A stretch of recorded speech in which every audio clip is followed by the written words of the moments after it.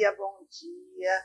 Sejam todos bem-vindos a mais um programa Ser Pleno com Rosane Fonseca.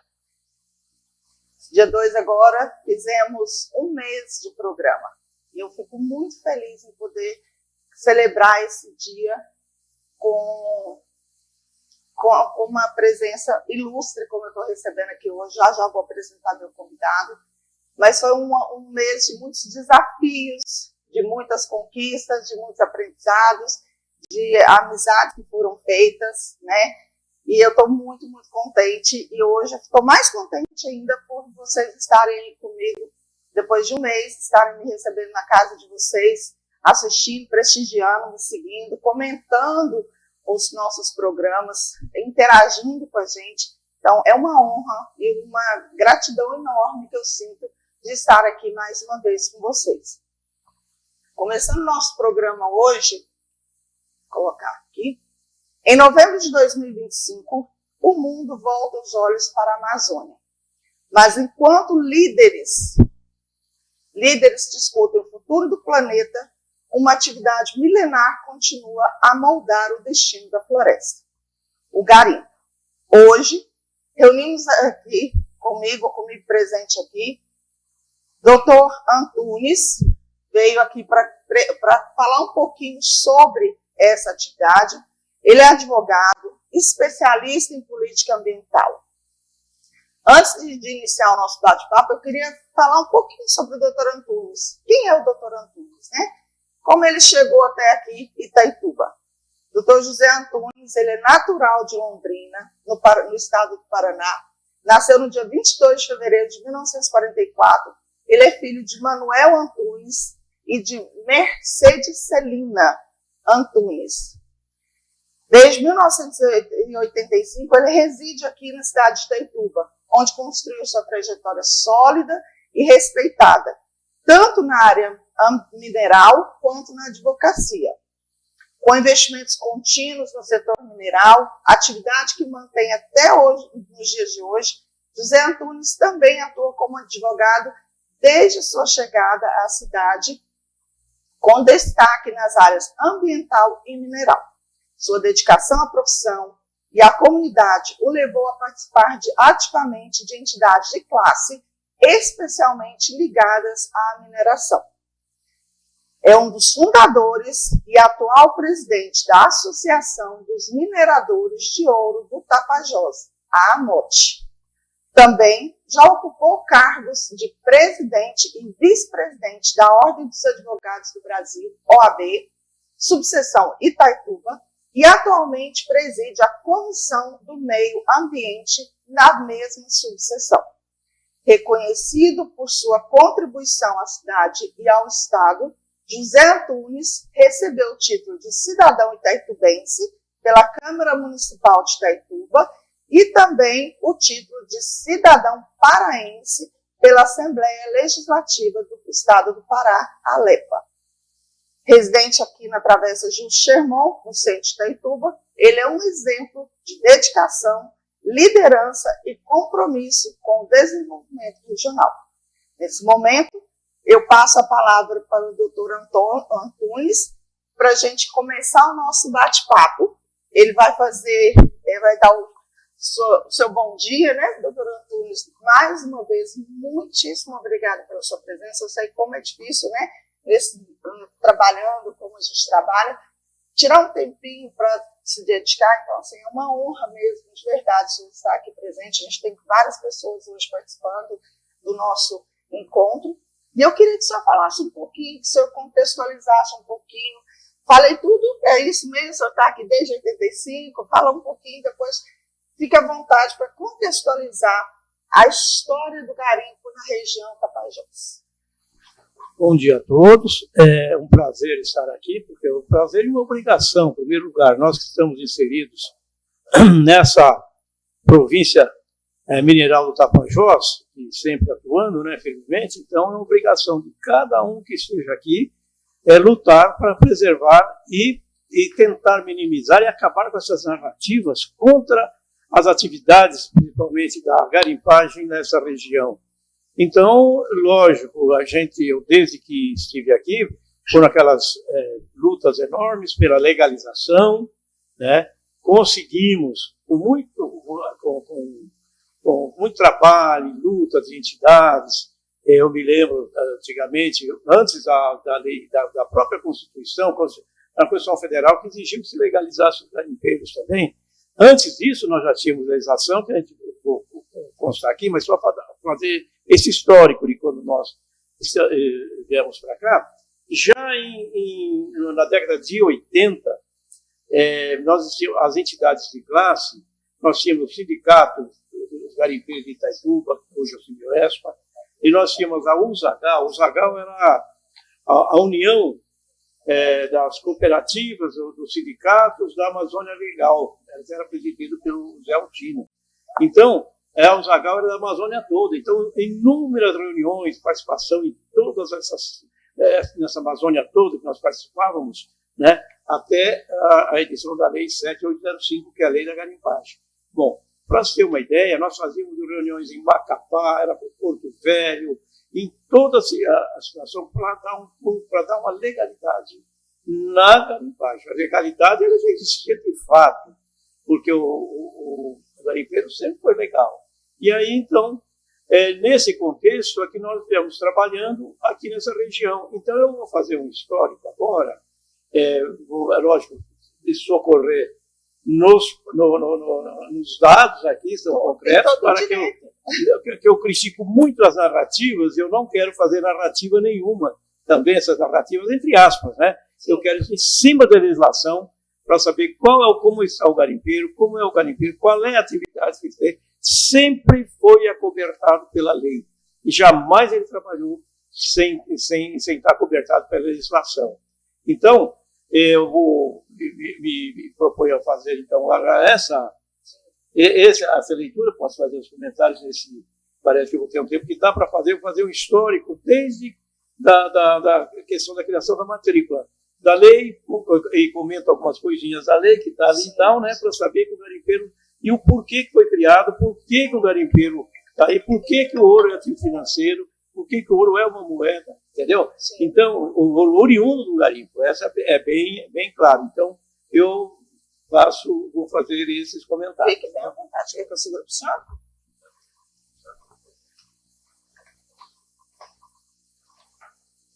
Olha só, a gente tem aqui, como o doutor Antunes, ele vem falar, como ele já disse anteriormente, ele não vai fazer exposições, ele não vai fazer narrativas vagas, são dados, né? São dados de anos e anos, né, doutor Antunes? Exatamente, dados concretos em cima da legislação. E comentar o porquê daquela legislação daquele momento. Então, nós tivemos, vamos começar, sendo que não vamos retroceder no tempo demais. Vamos iniciar com o decreto número 24.193, de 3 de maio de 1934. 24.193 de 1934, 91 anos. Olha aqui como já era. Que já previa a legalização e a proteção dos faiscadores e garimpeiros, né, que à época produziam praticamente todos os bens minerais do país.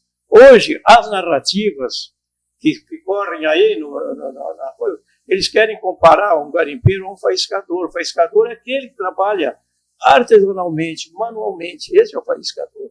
E aqui a lei definiu bem. Então, já definiu em 1934. Então, depois de 90 anos, os caras ainda, o pessoal ainda fica com narrativas. Olha aqui. Destaca-se que o referido decreto, em seus considerandos, né, quando se tem um decreto, uma lei tem as considerações por que ele está sendo criado, né? Então, em 1934, ele foi o seguinte, que por falta de fiscalização adequada, ouro proveniente da faiscação, bem como as pedras preciosas extraídas dos garimpos, estão sendo adquiridos por valor muito abaixo do real por compradores clandestinos. Olha, naquela época, hein? Naquela época já acontecia o que a gente ainda vê hoje. Né? Exatamente. Que o ouro está sendo vendido a entidades estranhas ao Banco do Brasil.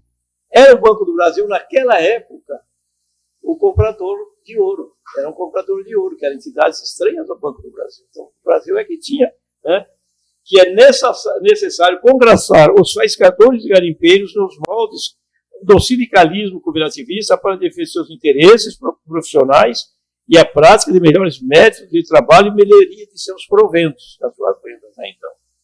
Já no seu artigo 2º, aí nesse artigo 2º, de 1934, aí que começa o garimpeiro, a formalização da atividade do garimpeiro, da pessoa física do garimpeiro. O garimpeiro podia garimpar em qualquer lugar, não é o problema. O bem é da União, então, em qualquer canto ele estava trabalhando. Cria a matrícula de faiscadores e garimpeiros. Então, criou a matrícula de faiscadores e garimpeiros. Olha aqui como ficou. A matrícula a gente pode entender como se fosse uma identidade. É identidade. Então, aqui, ó, como é que ela fica. Ó, como é que foi definido na lei. Fica criado nas coletorias federais dos municípios onde houver fiscalização ou garimpagem, um livro próprio destinado à matrícula de faiscadores e garimpeiros, dispondo ainda que, no seu parágrafo 2º, que a matrícula que é pessoal, como o garimpeiro é sempre pessoal, não é pessoa jurídica, o garimpeiro é pessoa física, sempre foi pessoa física. Como se fosse o que a gente tem é o meu CRP, o certificado do conselho, eu tenho uma carteirinha do conselho, joguei da OAB. Exatamente. Que o pessoal será feita gratuitamente, mediante declaração verbal do próprio e válida, tão somente para a zona da coletoria, onde se acha matriculado o faiscador garimpeiro. Qual a zona de coletoria? Os mais velhos sabem que antigamente a receita, qualquer receita estadual federal, se chamava, a entidade que recolhia o dinheiro era a coletoria. Né? Então, essa era naquela região da coletoria, entendeu? Olha, naquela época já se estuda a atividade dos faiscadores, quer dizer, atividade praticamente artesanal, e a figura dos garimpeiros, atividade desenvolvida com auxílio de ferramentas e equipamentos aos países. É interessante, aqui em Itaituba, nós temos inúmeras, por isso que a gente vai comentando, inúmeras pessoas que têm a carteirinha de matrícula. Eu tenho minha carteira de matrícula. É mesmo? Olha aí, uma novidade. Eu não sabia que existia isso, né? Como se fosse de um conselho mesmo. Só que já era feita na Receita Federal. Então, nós já temos todos os antigos tempos, porque senão você não conseguia vender ouro, que era pelo CPF. Sim. Você vendia, você não tinha esse negócio de sonegar. Os caras falavam, sonegar o quê? Você vendia para... A Caixa comprava naquela época. O Banco do Brasil não, o Banco do Brasil não. O Banco do Brasil deixou depois de muito tempo. Aí foi a Caixa Econômica andava comprando, e as ETVM, né? Todas as empresas autorizadas pelo Banco Central, que é da lei. Sim. As empresas autorizadas. Então todo mundo tinha essas matrículas. E é interessante, isso aí foi. Agora, isso eu já estou comentando para a gente ir adiantando o expediente.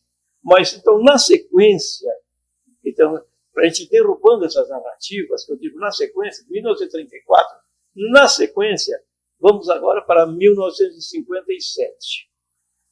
Na sequência, temos a Lei 3.295, de 30 de outubro de 1957, sancionada pelo presidente Juscelino Kubitschek de Oliveira, inclusive 10 anos antes da edição do Decreto-Lei 227, de 27 de 67, do Código de Mineração. Essa lei, ela foi 10 anos antes do Decreto 227.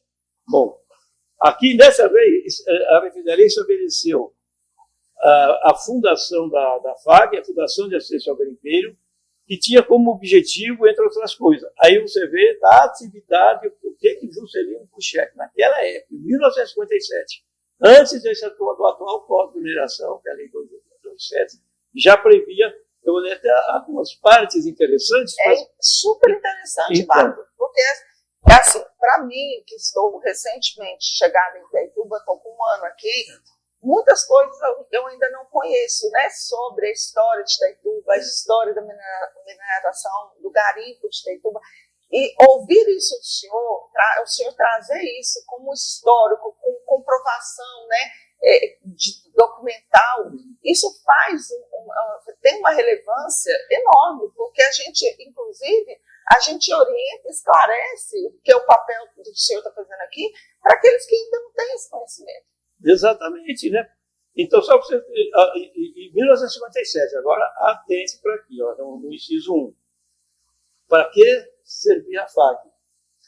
A prestação de serviços sociais nas regiões garimpeiras que vise a melhoria das condições de vida de suas populações, notadamente no que diz respeito à saúde, educação e assistência sanitária. Olha só. Habitação, alimentação e vestuário. Deixa essa proibida. Ao incentivo à atividade extrativo-produtora e a quaisquer empreendimentos que visem ao amparo, assistência e valorização do garimpeiro. Tudo isso. O respeito, né, à função. Né? Então, a vinculação do garimpeiro ao regime de previdência social. Até isso. É isso que em 57, olha aí. A garantia dos seus direitos. Exato. Como é que nós temos... ninguém tem garimpeiro, não tem.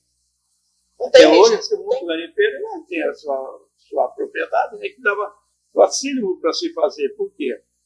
Na arrecadação, depois eu estou comentando essa situação aqui, né, depois a gente comenta mais, você recolhe a CEFEM e o OF. É 1% de OF, que é o imposto sobre cooperação, né, que é o ativo financeiro, né?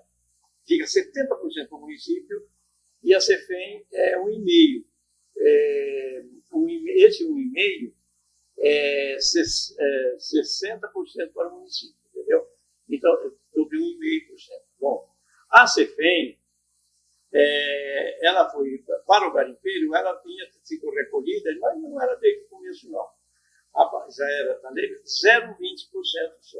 A partir de 2017, quando houve uma mudança geral na questão da CEFEM, para todos os vereadores, não é questão do ouro, o garimpo passou a recolher 1,5% também, entendeu? Então existe aqui aquela tese, mas como é que o garimpeiro vai provar que recolheu alguma coisa? É muito simples.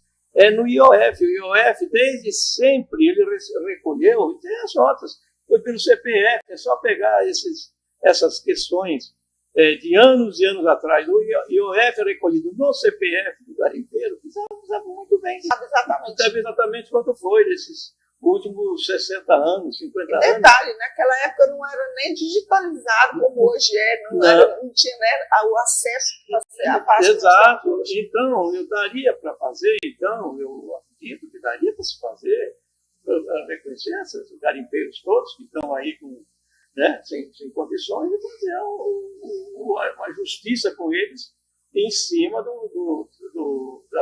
da prova trabalhada do IOF nesses anos todos, nesses últimos anos, né?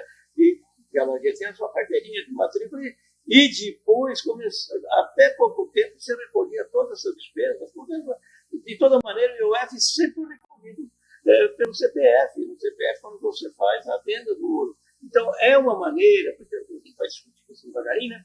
É uma maneira de resgatar a aposentadoria dos garimpeiros, como ver quanto recolheu de IOF e ver o seu setor, pelo menos o mínimo do mínimo ele vai ter, né? Sim. Garantir o direito dele como qualquer outro trabalhador. E aí isso aí recolheu e está lá na Receita Federal. É isso. Até porque, né, doutor, hoje a gente vê uma quantidade muito grande de ex-garimpeiros, né, que vivem sob cuidados. Não, e recebendo um benefício.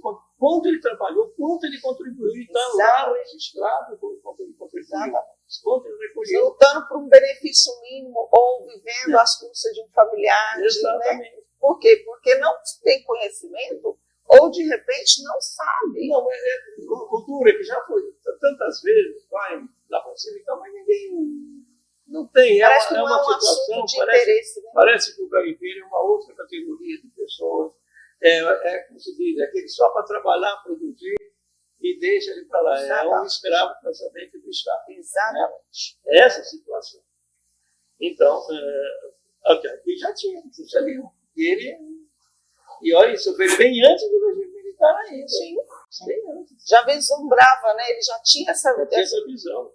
Então, olha aqui, além do mais, promover a aprendizagem e aperfeiçoamento das técnicas do trabalho que se relacione à faiscação e garimpagem, já naquela época.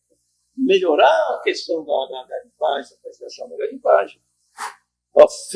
Fomentar nas regiões garimpeiras, olha aqui, isso aqui é que se bate aqui perfeitamente, a produção agropastoril, especialmente com o objetivo de autoabastecimento das atividades domésticas.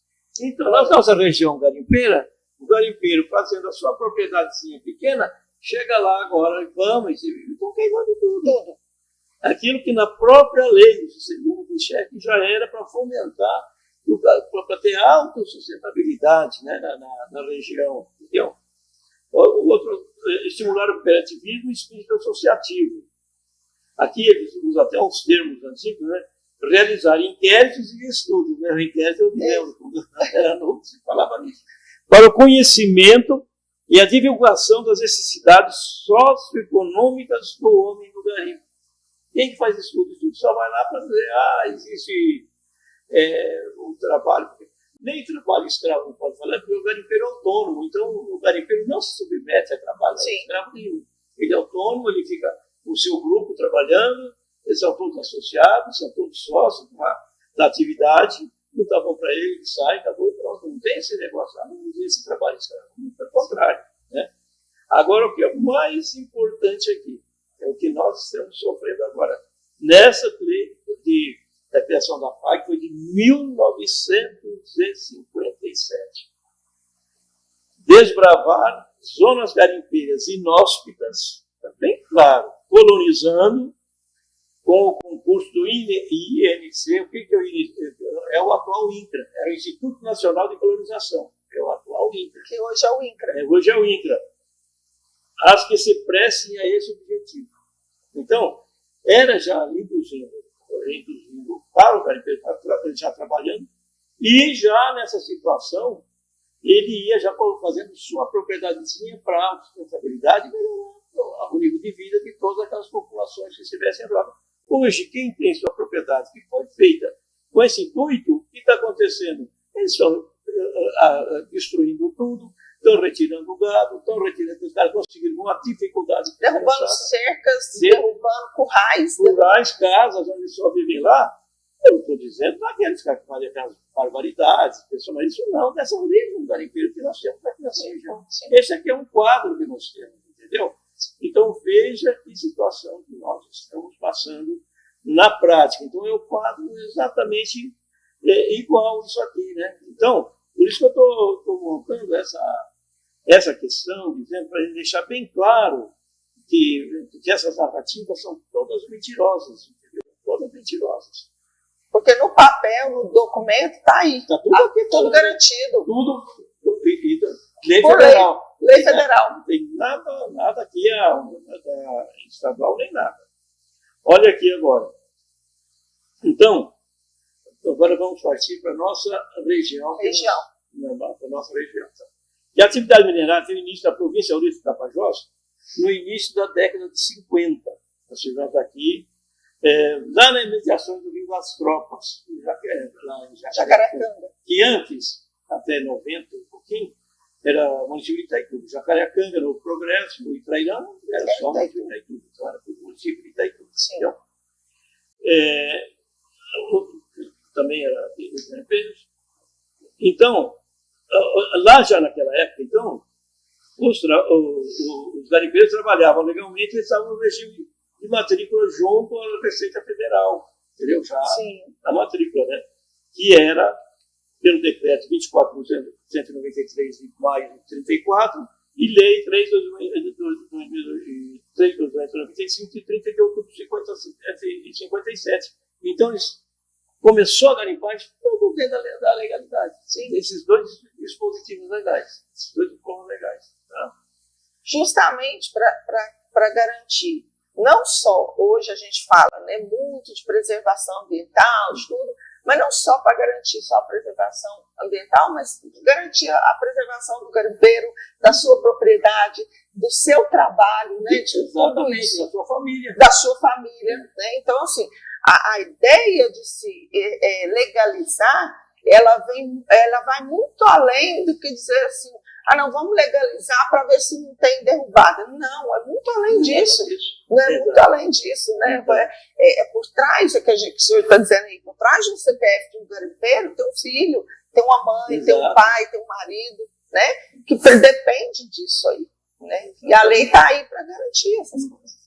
Agora, então, vamos já, senhor, do histórico que mais nos afeta aqui, é a questão da reserva garimpeira aqui do Tapajós. No Tapajós em si, que sempre tivemos essa atividade única, né, que é a grande atividade da garimpagem.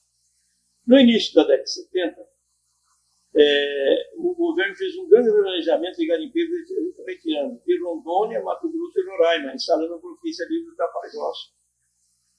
Entendeu? Quando teve até a garimpagem mecanizada. Os mais velhos, eu não estava aqui na Sete que vinha até os aviões Búfalo da chefe, os aviões da FAB, e traziam os garimpeiros fora para instalar aqui na reserva, ao nível do Tapajós. Isso foi na década de 70, entendeu?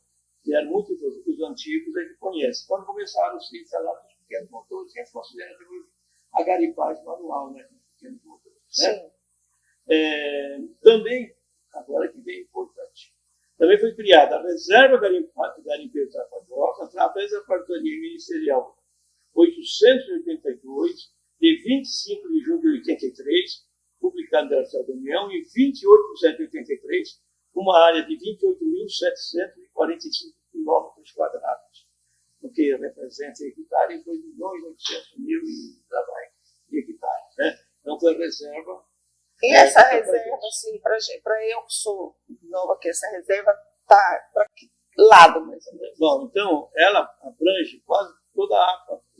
Eu só vou dizer porque a finalidade dessa reserva.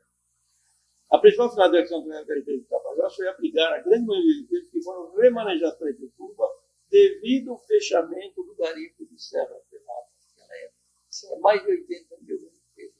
Então, grande parte veio para cá por conta do fechamento. E aí, nessas alturas, o governo federal fez a coisa correta, pela Caixa Econômica Federal.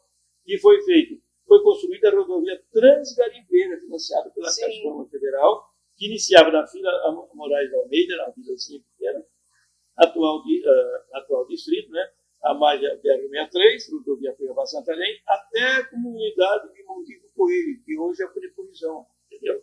Atual distrito, com uma extensão de 190 quilômetros. Então foi feita para os garimpeiros, onde foram alojados e os garimpeiros foram colocados.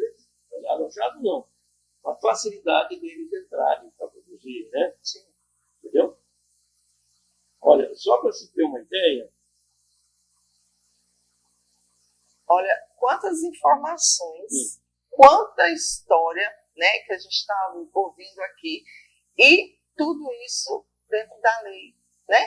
E que às vezes as pessoas fazem falácias por aí, né? Fazem um monte de comentários, né? Sem conhecer o que está aqui. A base de tudo. A base está aqui, ó. Está tudo aqui. E é tão fácil de consultar, só puxa a informação. Está tudo aí. Está tudo aqui. E não foi revogado, né? Não foi cancelado. Nada, né? Está em vigência. Está em vigência, foi. Nem podia ser revogado. Foi aquela coisa que existe desde sempre, não foi nacional. 91 anos, né? 91 anos que é legalizado. Depois veio 57, 34, né? Tudo. Criação da Reserva Garimpeira. A Reserva Garimpeira, ela atinge, só para a gente, já falamos como agora. Ela atinge, quando foi criada foram criadas as unidades de conservação, agora, porque está dentro desse padrão, antes a gente sempre teve esses problemas, não deixa na lei 7805/89. Eu participei disso na época. Quando foi criado, porque foi questão da BLG, que eu chamava garimpeiro. Então, garimpeiro só pode e tal. Mas para pôr em prática, criar uma coisa, pôr em prática é outra. Exatamente. A gente sabe bem disso, né? Bom, ela foi criada em 89. E de 89 até colocar em prática foram anos e anos. Por quê?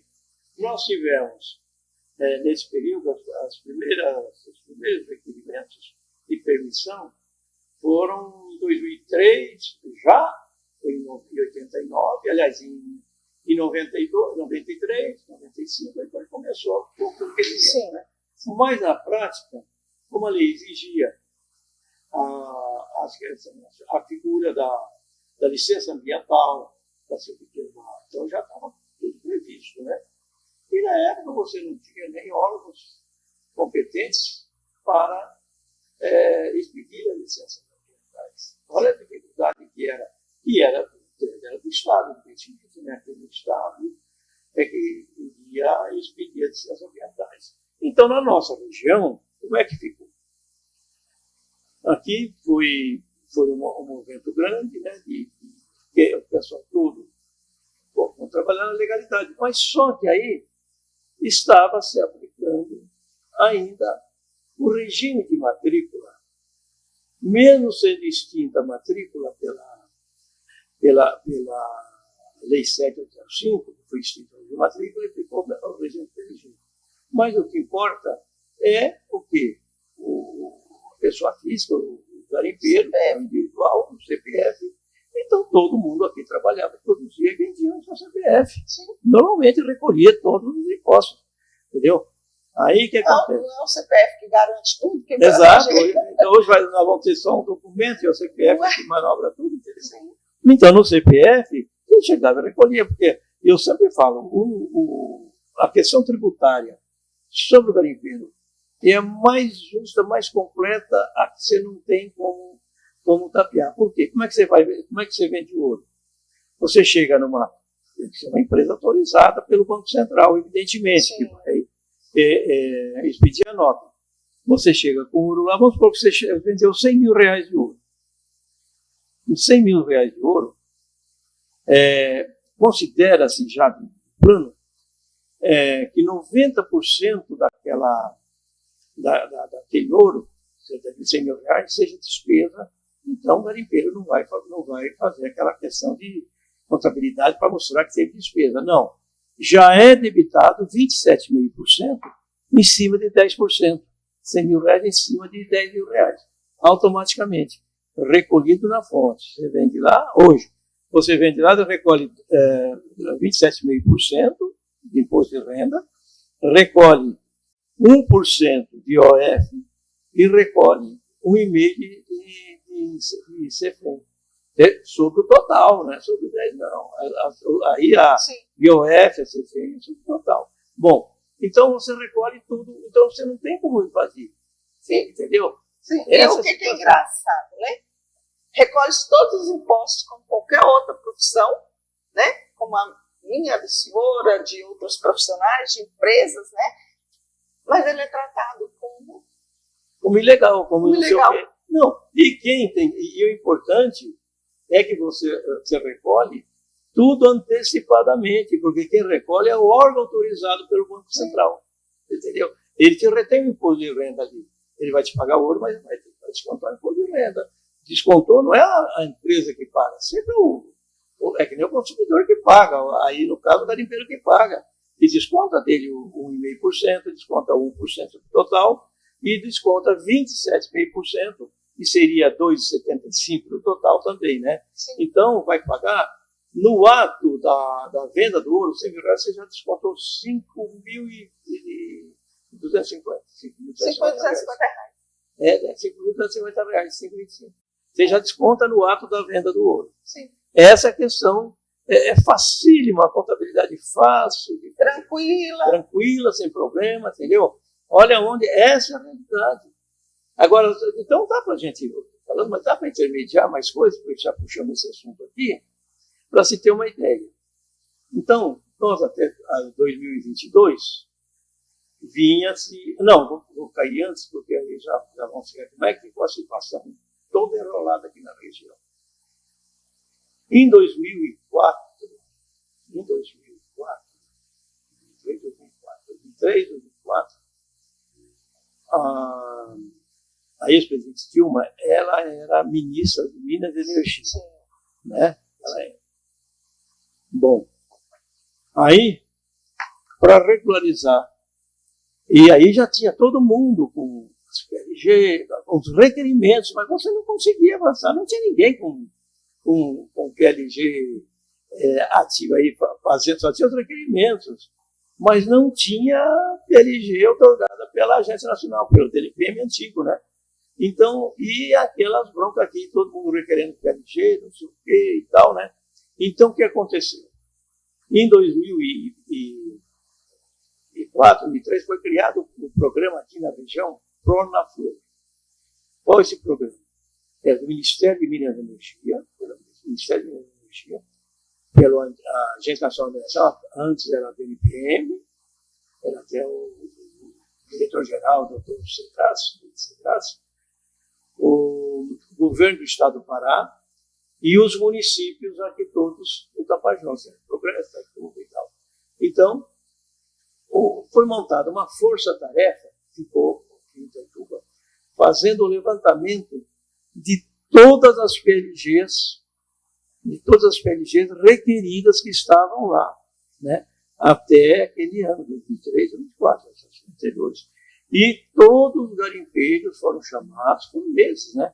Apresentando, se tinha alguma dúvida, se tinha alguma coisa na área deles que não tinha. Então foi tudo definido, tudo acertado. E a outra maior ainda, o DNPM, da tua agência, fez o georreferenciamento de todas as PLGs requeridas, que não existia georreferenciamento nelas. Então foi feito o georreferenciamento de todas. E aquela que tinha dúvida que não tinha legitimidade, elas foram canceladas. Ótimo. Então acabou o conflito, não teve problema, não teve conflito mesmo. Fechou com chave de ouro. Fechou com chave de ouro. Bom, nesse mesmo período, agora é que vem o drama. Começou a ser estudado, foi criado o Plano BR-63 sustentável, com 23 ministérios. Aí vieram as reuniões, nós participou ativamente aqui na região, BR-63 sustentável, 24 ministérios. É um mundo de gente pra caramba, né? E veio para cá, veio para lá, e discussões, e estudo, reuniões enormes, né? E todo mundo se manifestando, o que poderia ser, que eles queriam criar as unidades, unidades de conservação, né, nessa região toda. E aí viram para cá, e aí é que eu digo a questão da garimpagem. Então, eu fiz muitas reuniões com o pessoal, né? E eles, quando viram aqui que nós estávamos sofrendo uma invasão muito grande do pessoal do Mato Grosso, a fim de entrar na mata para derrubar e produzir grãos, né? Porque o Mato Grosso estava entrando naquele processo de mecanização do cerrado, então as terras de pastagem que eram planas, elas começaram a ser mecanizadas, então o pessoal das pastagens começaram a correr para cá. Realmente nós estávamos sofrendo uma invasão e começou até conflitos, né? Nessas alturas veio com esse plano de BR-63 sustentável que tivemos com os técnicos todos. E eles chegaram aqui, aí é que está a história, né?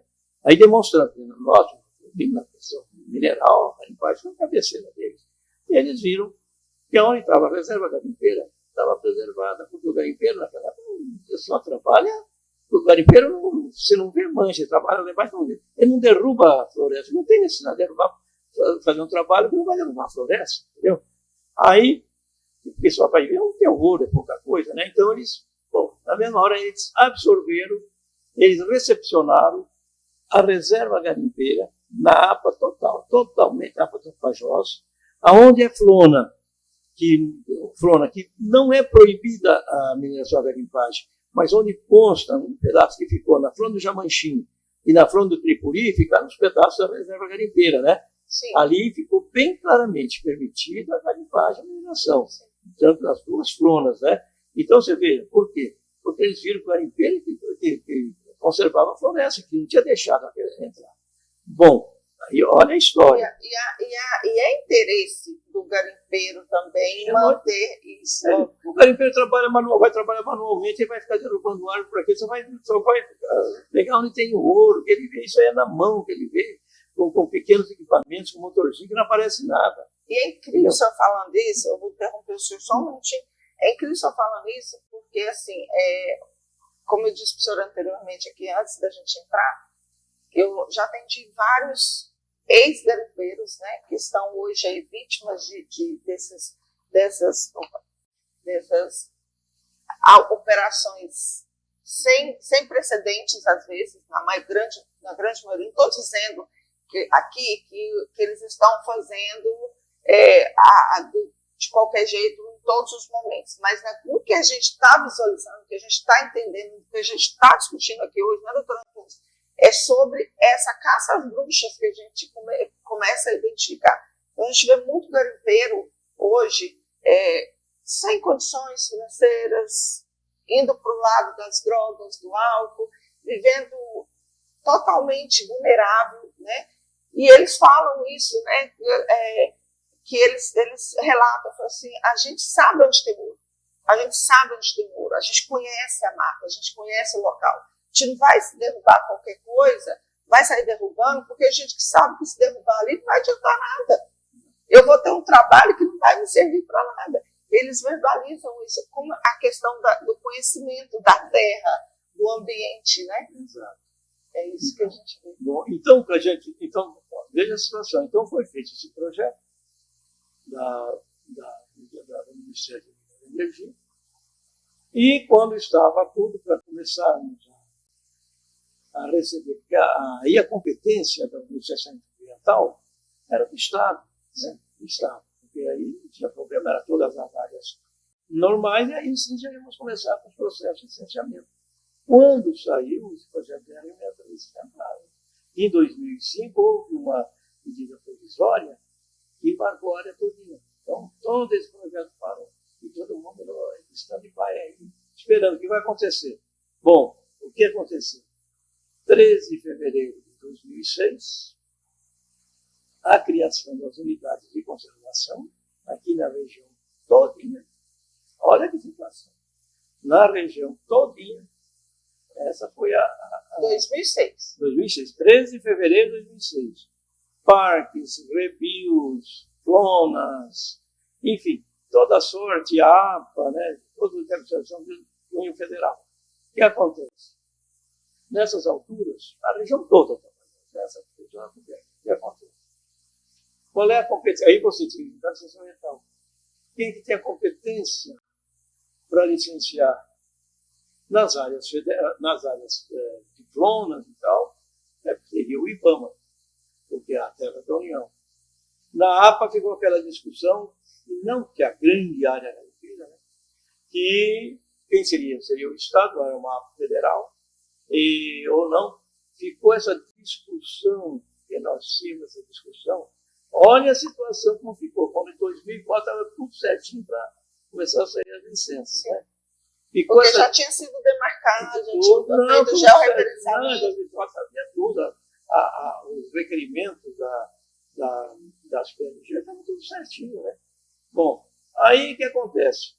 Nessas alturas, de quem seria a competência? Lógico, nós sempre discutimos muito, eu sempre tinha na referência, eu sempre achei que a competência da APA, a gente fazia reunião grande aqui, viu o pessoal do IBAMA, vou dar até um exemplo, tinha um pessoal que estava já com os requerimentos da Flona do Amana, né, antes de ser criada a Flona do Amana, e aí na reunião grande, um cara do ICMBio, não, foi criado, depois, né, do IBAMA, ele chegou, veio de Brasília, responsável pelo licenciamento. Nós licenciamos PLG lá no Mato Grosso, vamos licenciar assim e tal. É só fazer os requerimentos, né? Aí tinha bastante gente, todos os projetos prontos. Fizeram o requerimento, só que tinha que tentar entrar em Brasília. Deram entrada em Brasília. E eu só falava, o IBAMA nunca, jamais vai dar licença ambiental para garimpo. Né? Aí foram para Brasília, foram vários requerimentos que fizeram ali na APA, deram entrada em Brasília. Dali um mês e pouco chegam a equipe de vamos fazer as vistorias, né? Eu ainda até dava entrevista direto na emissora, né? Falei, Dessa vez eu vou queimar a minha língua, porque o irmão parece que vai dar licença. Rapaz, uma auditoria quando veio com as condicionantes, com os garimpeiros. Com as condicionantes. Com as condicionantes. Aí eu falei, condicionantes, aí eu dei uma série de entrevistas, escrevi muita coisa. É o seguinte, as condicionantes eram tão ou maiores ainda do que as condicionantes exigidas do EIA-RIMA para a usina de Belo Monte. Ou seja, eles até vieram, acabou, né? Não deu. Então não deu. Até hoje, acabou, né? Não dá, então não dá. Aí nós estamos vendo hoje, não licencia nem aquele negócio lá do petróleo, lá, 500 quilômetros lá da costa, né? Então, veja, foi essa a situação. Bom, então nós ficamos nessas discussões aí. E o garimpeiro trabalhando, vendendo o CPF. Não tinha outra saída. Até discutir, até chegar no quê? Na Lei Complementar 140, que é derivada, acho que do artigo 23 da Constituição, que definiu a competência dos licenciamentos ambientais. E uma série de coisas, né? Nas APAs, a questão dos municípios, dos estados, esse conjunto de licenciamento, né? Então, a Lei Complementar 140 definiu que as APAs todas, elas, não importa que seja federal ou municipal, a competência é do Estado, do licenciamento ambiental. Então, nessa situação, aí é que começamos a ter as licenças a partir de 2012. E já tivemos o Código Florestal também de 2011, entendeu? Então, até então, nós não tínhamos nada. Veja a situação que nós ficamos todos esses anos discutindo e pagando pelo CPF. E mais uma coisa, e quando depois, em 2013, teve uma lei, já estava a situação da presidente Dilma, que ela colocava a situação, uma lei que ela, um garimpeiro que dizia se estava legal, o lugar estava trabalhando e tal, tudo bem. E onde foi comprado, que foi revogado agora. Entendeu? Sim. Então, são situações assim, que essa região tem passado, é uma loucura, não se acredita que possa existir contra uma categoria legalmente trabalhadora. Reconhecida. Olha, a gente tem tanta coisa ainda para conversar, mas a gente precisa dar um intervalinho comercial, a gente vai ali tomar um cafezinho, é o tempo de você buscar sua água, fazer um xixizinho e voltar, porque o doutor Antunes ainda tem muita coisa para falar com a gente aqui ainda. E já tem pergunta aqui no chat também, tanto pelo YouTube, quanto também pelo WhatsApp, tá bom? Aí já a gente volta com as perguntas e com mais informações baseadas na lei para vocês. É rapidinho, a gente está voltando.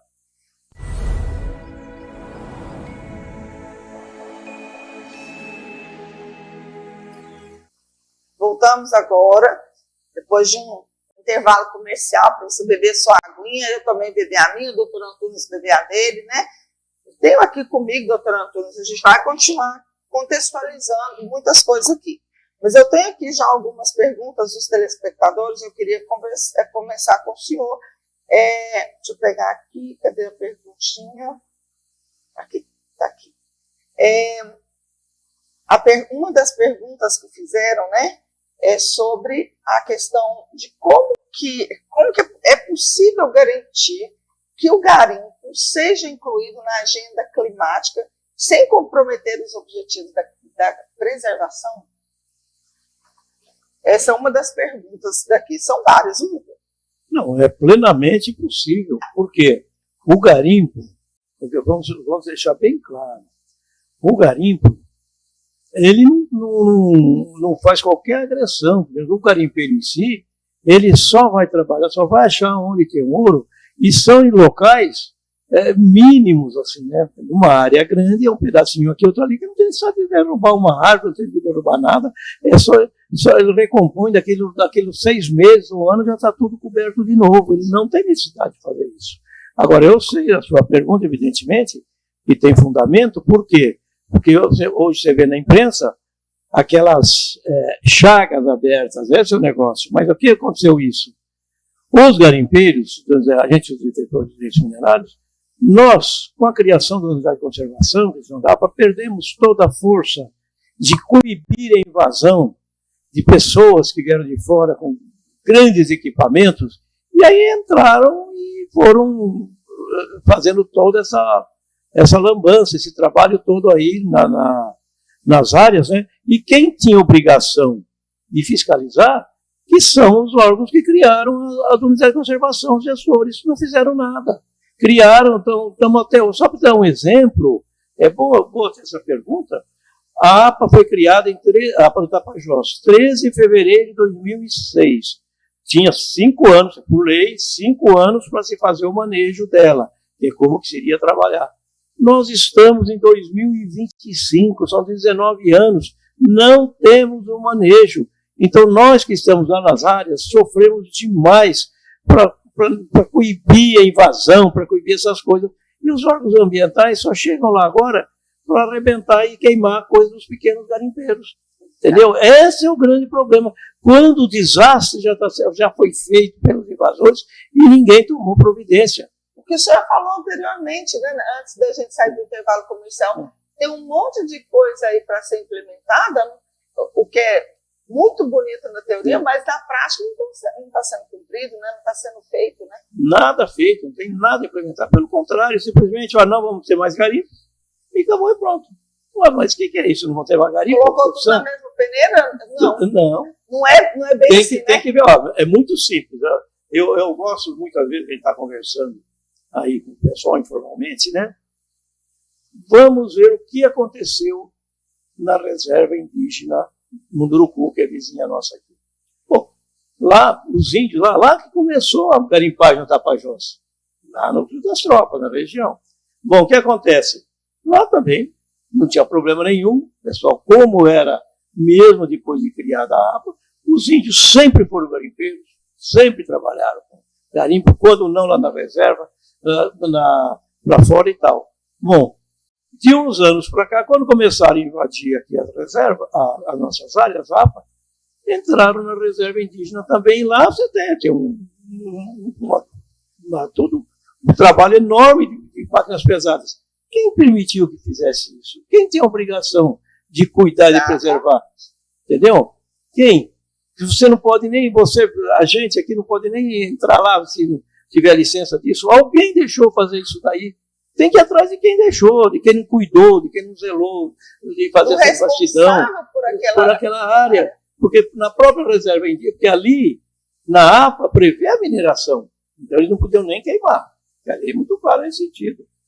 Acho que é o artigo 23 da Lei 7.805, quando o autuado está lá trabalhando, se não tiver licença, os equipamentos deverão, isso é da lei, está no Código de Mineração, deverão ser apreendidos, né? E o autuado vai se correr o devido processo legal, e aqueles equipamentos, se o autuado perder a ação, aqueles autuados serão levados à asta pública, e o resultado daquele dinheiro vai para o Fundo Nacional de Mineração, entendeu? Então, quer dizer, estão queimando, eles estão prevaricando, estão acabando com o dinheiro que ia ser da própria nação, né, do próprio tesouro. Então, você veja. Agora, aí eu já mudo o meu discurso na questão da reserva indígena.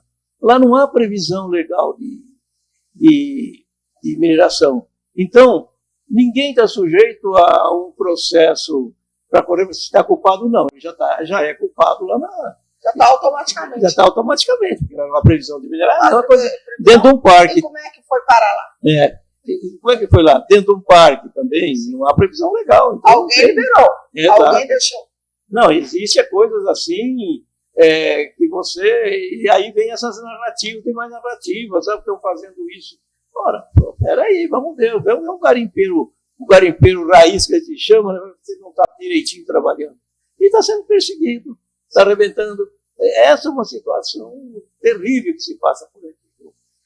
Eu tenho uma pergunta aqui da Amanda, lá do quilômetro 30. É uma telespectadora assídua nossa, que ela está com a gente todo. Beijo, Amanda, para você. Como que o garimpo ilegal influencia, ilegal, que a gente diz, que acho que ela está dizendo nesse sentido, o garimpo ilegal influencia a economia local e quais são as alternativas para substituir essa fonte de renda? E acho que a gente vai falar disso acho que ela está perguntando sobre a questão, por exemplo, o garimpeiro que hoje perdeu o seu espaço de trabalho, Como é que a gente ajuda esse profissional, essa pessoa? Bom, aí você não tem condições, perdeu aquela história, né? Não tem de onde tirar, porque se ele não está trabalhando, ele não tem condições de produzir, evidentemente que ele não pode vender ouro, porque hoje nós estamos em outra situação. E a gente pode falando, não tem problema nenhum. Outra situação que nós temos aqui é que de 2023 para cá, as compras de ouro todas foram fechadas, as TVMs. Então, o garimpo está parado, não tem como produzir, como vender. E é um prejuízo, não só para toda a comunidade, para o município, para todo, que deixou de arrecadar. E eu vou dar só um exemplo de como é que o município, como é que a sociedade está perdendo isso aí. Em 2022, o município recebeu só de IOF, da Lavra Garimpeira, em 2022, recebeu em torno de 19 milhões e 500 mil reais, que é aqueles 70% de 1%. 70% de 1%, 19 milhões. 19 milhões e pouco. Em 2023, quando já houve uma mudança nas coisas, ele já veio para 9 milhões e pouquinho. Ou seja, perdemos mais de 10 milhões. Mais de 10 milhões. Em 2024, recebeu a enorme quantia de 84 mil e poucos reais. É uma piada. 84 mil reais. A Cefem, que é mais do que a Cefem da PMG, que é bem mais do que o próprio ouro, veio na mesma proporção.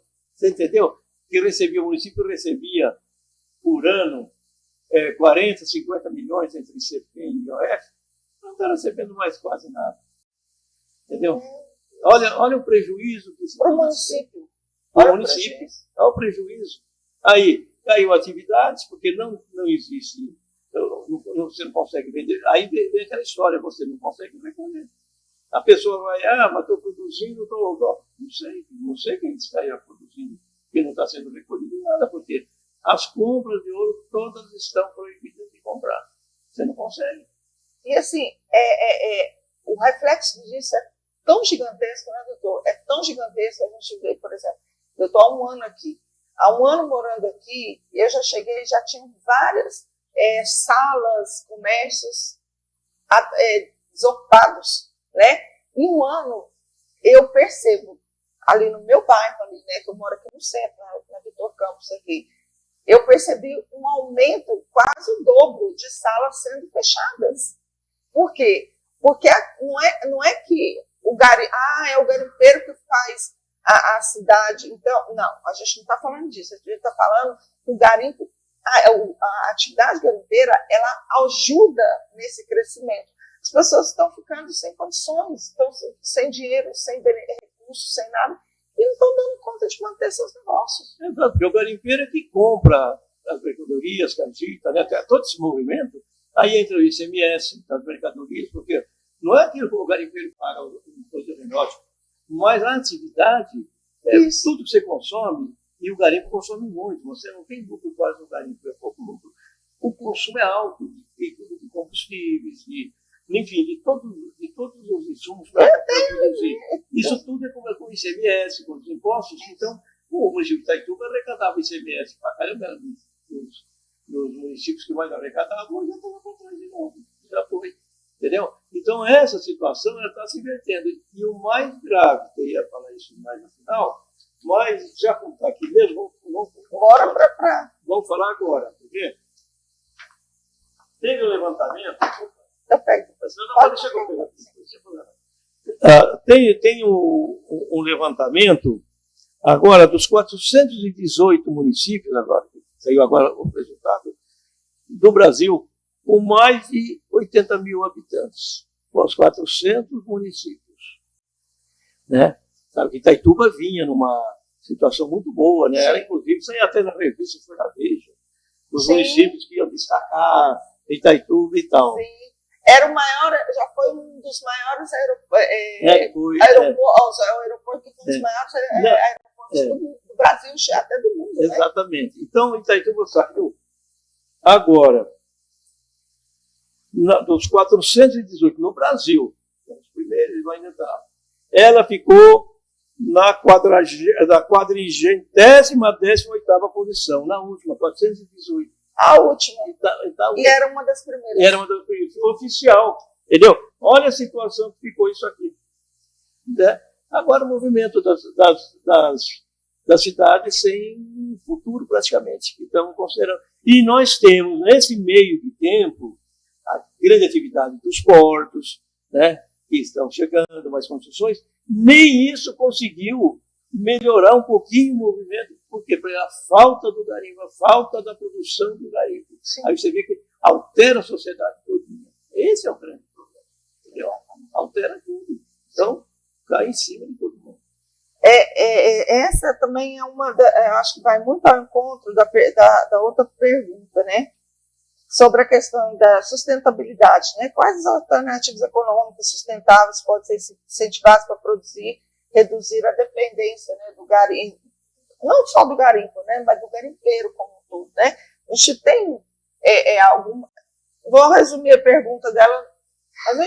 Hoje existe alguma política pública voltada para o garimpeiro? Não, para o garimpeiro não. A política pública voltada, eu digo, entre aspas, pública, é para arrebentar com o garimpeiro. Essa é a política pública que existe. Nenhuma para ajudar, para arrebentar com o garimpeiro. Acabar com ele. Acabar com ele.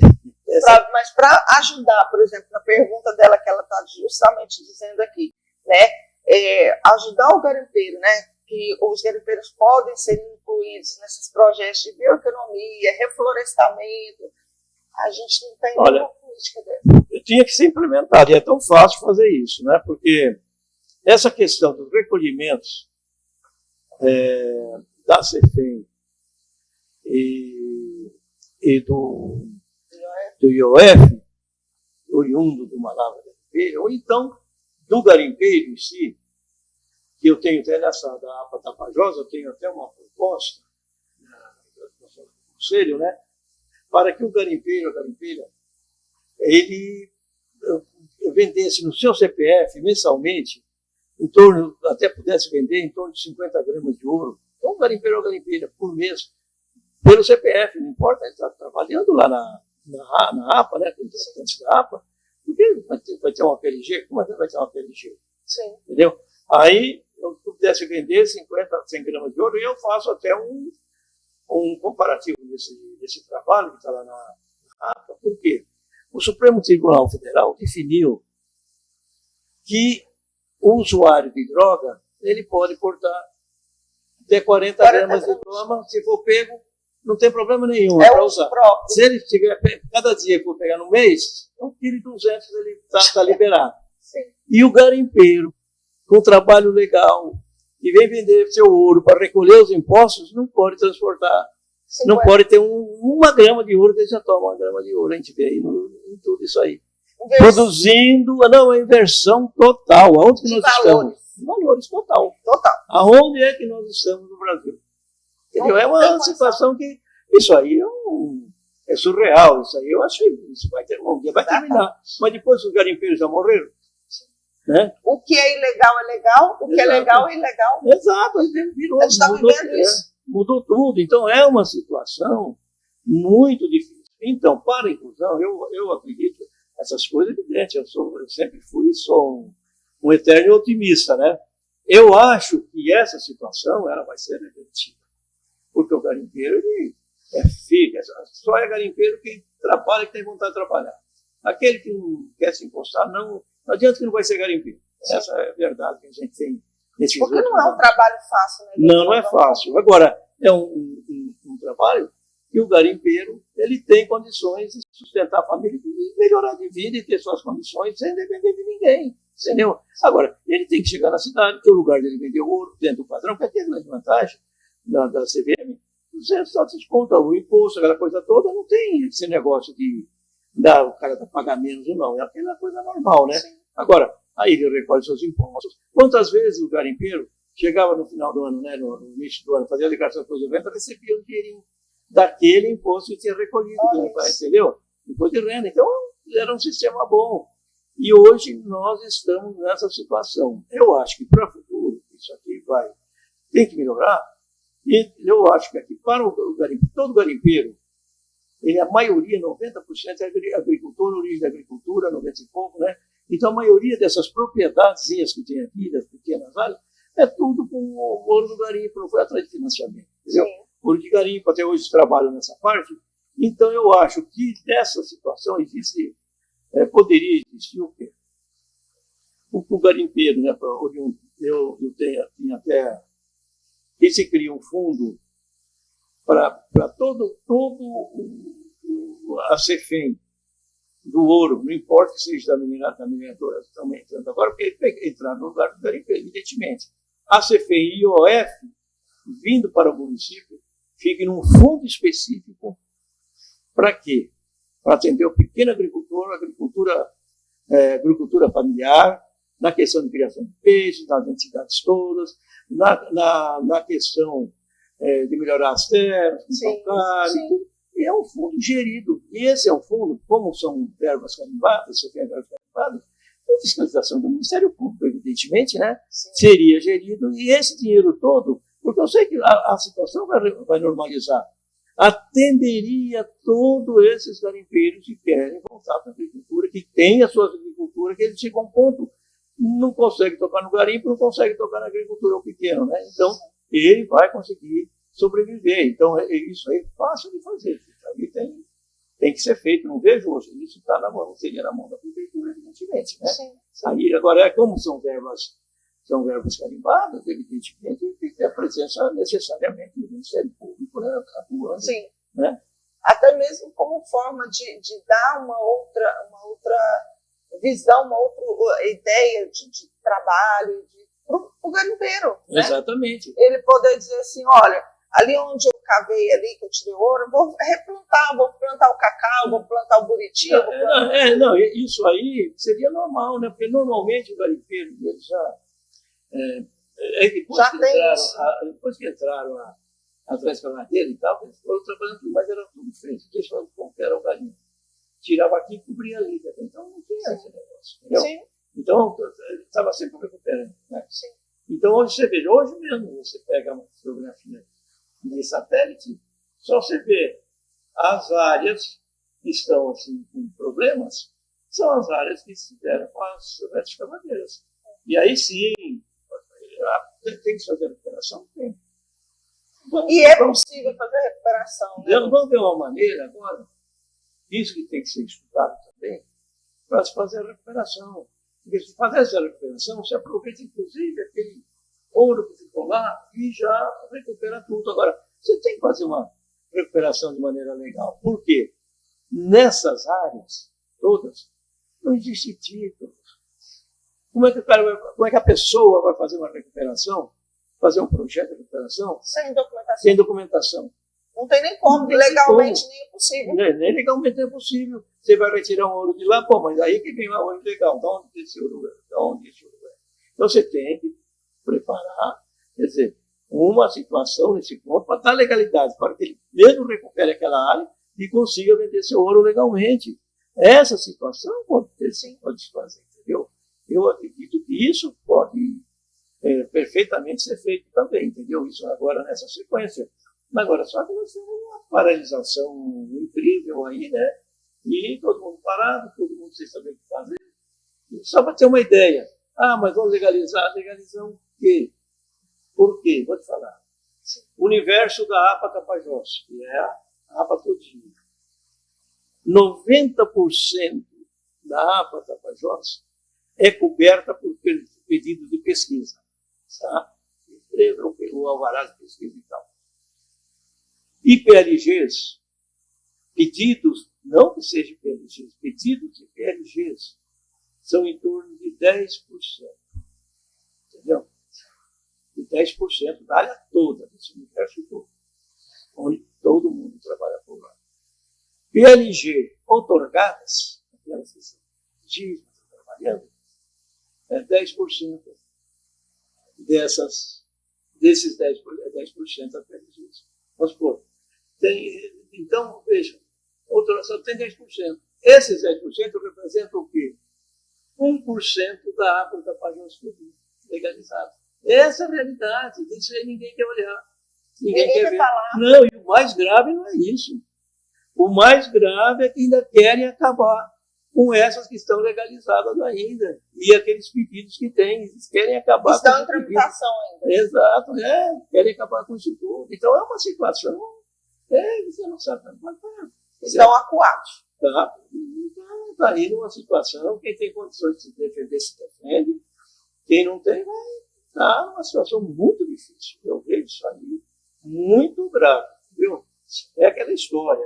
Eu vejo isso aí, a gente já, por obrigação, tem que estudar a história do mundo todo, né? Em se tratar dos tempos. Eu sei que nós chegamos num ponto na região que não tem volta, não tem mais como continuar assim, evidentemente. E quando acontece isso, você muda tudo novamente e volta até a bonança de novo. A normalidade. A normalidade de novo, não tem outra saída. Sim, sim. Essa população vai viver com... Olha, é isso que eu digo. Olha, com os próprios corpos, com a atividade toda que tivemos aqui, com essa situação toda.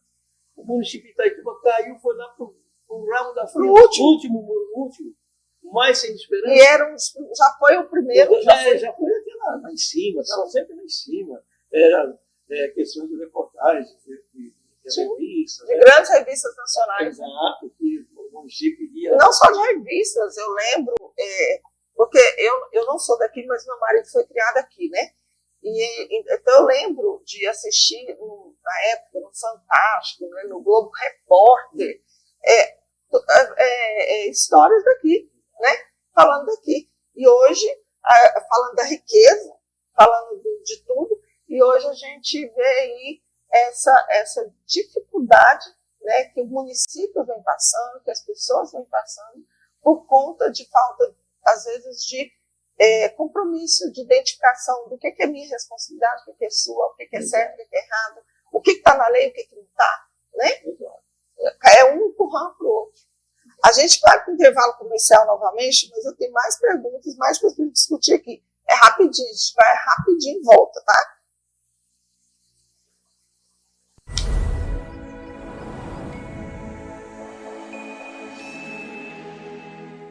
Estamos de volta com o programa Ser Pleno. Vamos continuar aqui com o nosso bate-papo. O Dr. José Antunes estava aqui agora no TikTok, aqui com o pessoal, com tanto de gente mandando os parabéns, elogiando o programa, como está esclarecedor, como está bom de entender, né, coisas que as pessoas não entendiam e que atendem, né, que estão entendendo agora.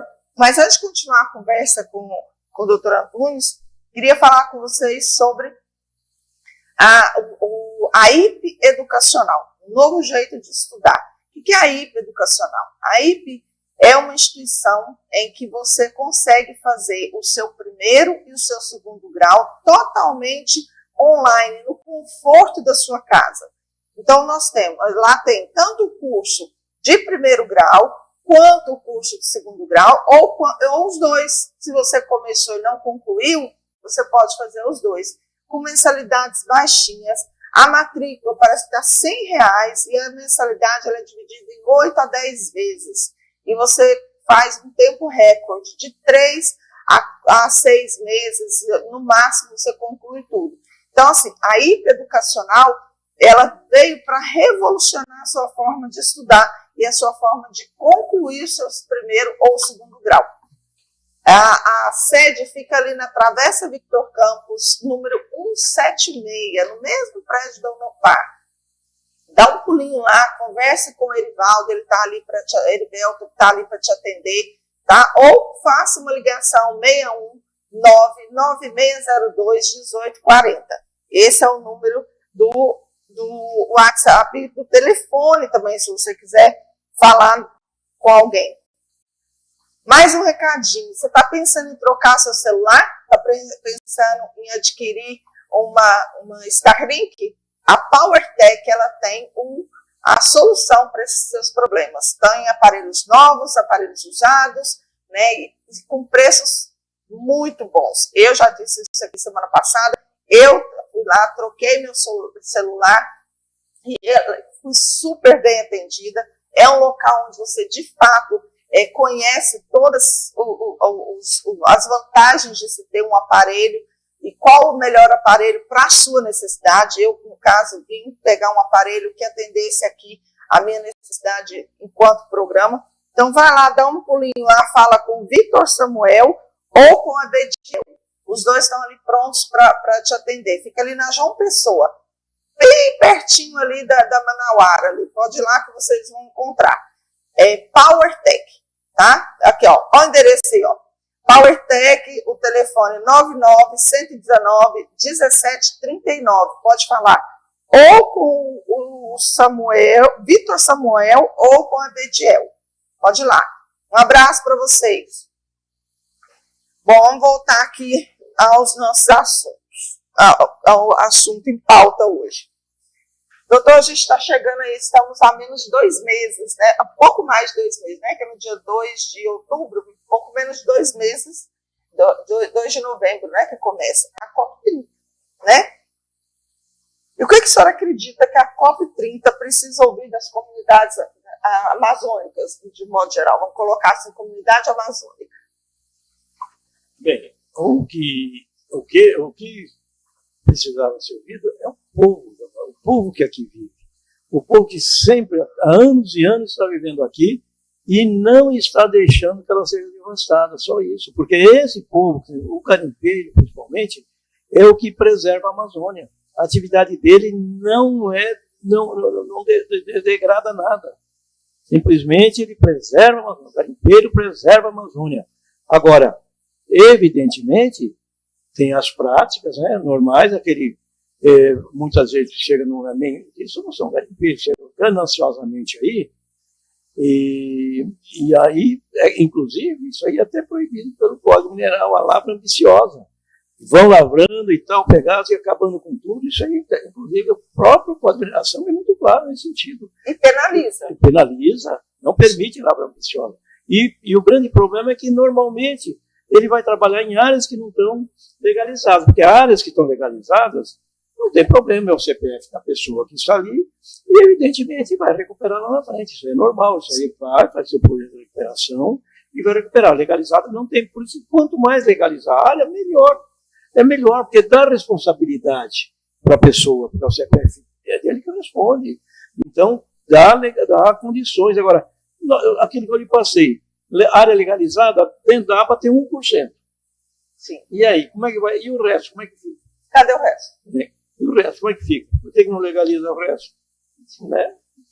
Se alguém não tem interesse, é problema dele, que vai penalizar, mas nós temos que ter fiscalização em cima, né? Essa é grande. Então, questão da COP, eu acho muito importante, eu até sempre comentava quando ia ser a COP aqui, para que não acontecesse que nem foi a Copa do Mundo e Belém não foi contemplada. Então, Belém não ganhou nada. Pelo menos aqui eu reconheço que o governador Helder Mário fez muito bem trazer a COP para Belém, porque senão iria para outro lugar, e ele está dando uma reformulada na cidade de Belém, e fazendo outras situações todas, né? Reformulada, é uma coisa que Belém simplesmente estava numa decadência enorme, né?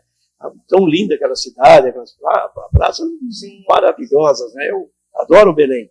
E agora está voltando a ficar bacana. Agora, ficando acessível, né? Tá bem melhor. Agora é lógico, tem que ver as questões lá de sanitário, uma série de coisas, né? A infraestrutura que vai continuar, mas deu um grande custo. Então, nesse ponto, eu parabenizo o governador, que realmente ele fez esse trabalho grande. Agora, para nós, pelo contrário. Então, eu estou com uma política dizendo que está preservando a Amazônia, mas está matando a população aqui da região Tapajós, acabando. Então, é uma incoerência isso daí. Lá está embelezando as praças e aqui está destruindo tudo. Entendeu? Destruindo a situação, inclusive com fogo, destruindo com óleo nos rios, com óleo que queima os equipamentos, totalmente o contrário. Então, uma situação difícil, né? É engraçado. Foi bom você tocar nesse assunto, porque assim, quando se coloca fogo numa máquina, num equipamento, ou se queima uma máquina no meio do rio, a gente está esquecendo que está comprometendo o meio ambiente também, né? Está esquecendo que está degradando aquele espaço ali também. E isso também não está sendo visto, não está sendo percebido, né? Só querem fazer. Não, está degradando muito mais do que um trabalho normal, que não tem problema, entendeu? Não é uma situação, parece que eles deixar isso aqui, uma terra arrasada, né? Sim. Essa é a situação. Fazer o quê? Porque a população vive aqui, está dentro da reserva garimpeira, uma reserva garimpeira que tem que ser respeitada. Provada e comprovada legalmente. Legalmente, não. E aonde o garimpeiro trabalha, que nós falamos manualmente com os pequenos equipamentos, não deixa dano nenhum. Não deixa você nem de satélite, você não vê nada, não vê. Está trabalhando lá, está vendendo seu ouro, pegando seu ouro e tal. Agora veja a situação. Com essa situação que está, essa proibição total, não está tendo arrecadação nenhuma na cidade, não está entrando nada. Como é que vai ser essa situação? O que a COP pode trazer para nós? Eu não sei, porque até agora nós não temos projeto aqui para garimpagem nenhum, entendeu? Foi aquilo que a gente comentou, né? A gente não vê nenhuma política pública sendo feita em relação ao que está acontecendo com os garimpeiros. Exatamente. A gente não está vendo nada, a gente só está vendo notícias todos os dias de garimpos sendo destruídos, pessoas sendo retiradas à força daquele local onde elas vivem há 30, 40, 50 anos ali, onde tem uma família, onde tem uma vida inteira ali estruturada, sem nenhum planejamento do que vai fazer com essas pessoas. Esse é o grande problema. Vem para as periferias da cidade. Para a periferia, vem para a rua. Aí vai virar um alcoólatra, vai virar um viciado, né? Vai ter sérios problemas de saúde mental. E aí eu faço outra pergunta. O município hoje está preparado para acolher esse tanto de gente com um problema de saúde mental, um problema de alcoolismo, de drogas, né?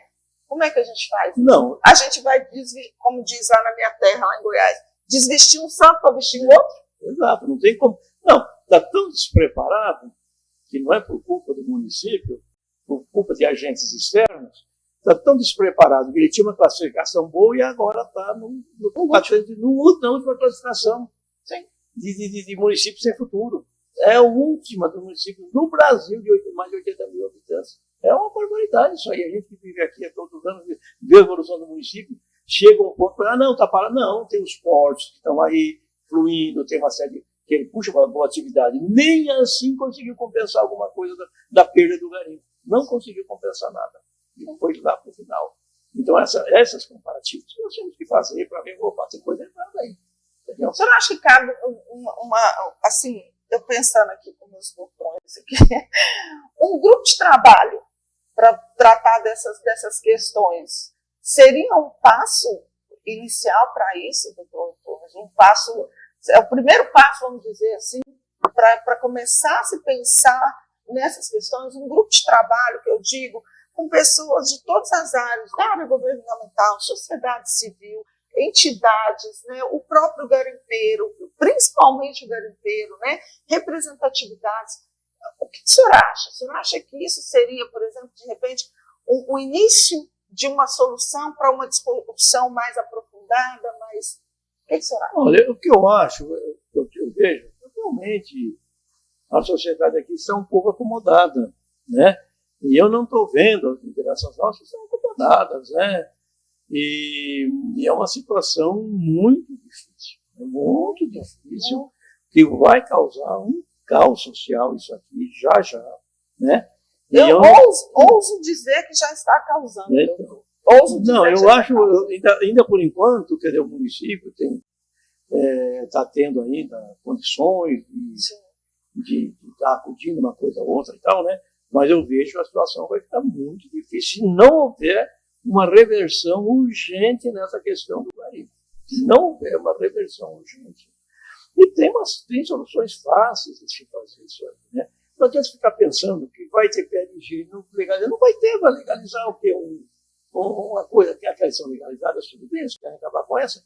Por isso que a solução é pôr o garimpeiro para trabalhar na APA do Tapajós. produzindo lá onde for, vender seu ouro, como era antigamente, tipo regime de matrícula, vender ouro numa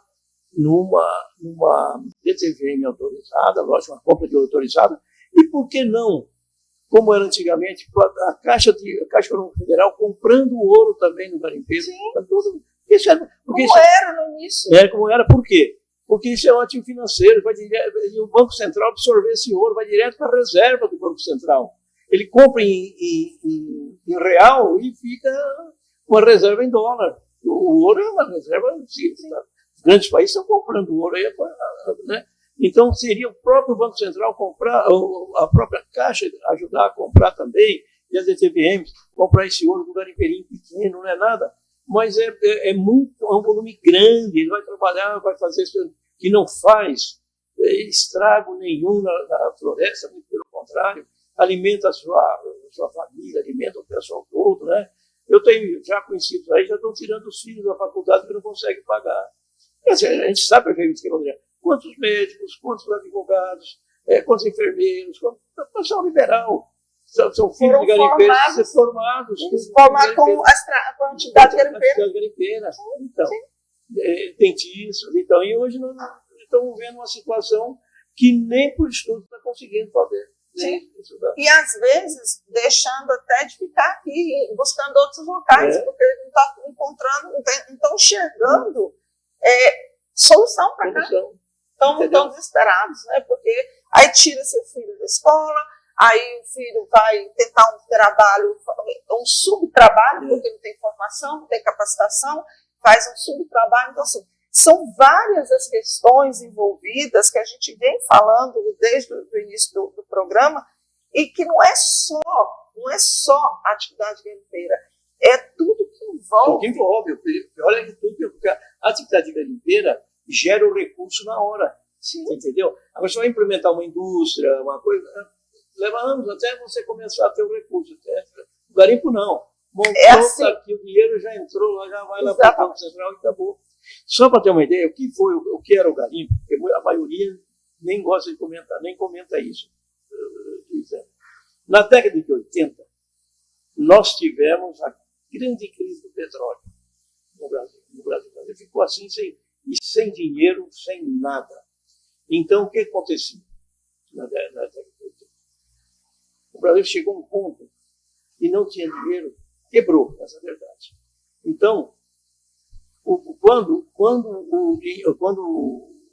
o Brasil a produção do Brasil era pequena ainda, né? Aí foi incentivada naquela época, onde era pequena, aí o Banco Central, já era o Banco Central, ele recebia todo o ouro do garimpo. Então, passava, o ouro todo era recolhido nos garimpos.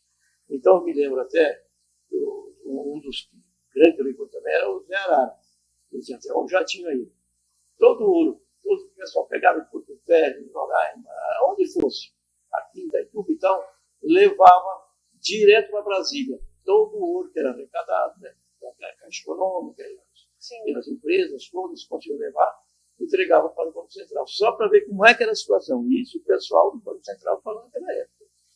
Aí o Brasil precisando de petróleo, não tinha, estava parado. Os navios ficavam lá no porto de Roterdã, esperando. A hora que chegasse o ouro dos garimpos, o Banco Central, dá aqui o ouro, tantas, tal. Liberavam o navio, tá aí, vai na conta, tá, liberavam o navio. Olha isso. Era desse jeito. Olha isso. O garimpo sustentou isso, toda a situação. O ouro. Quer dizer, o garimpo movimentou o Brasil. É o que segurava.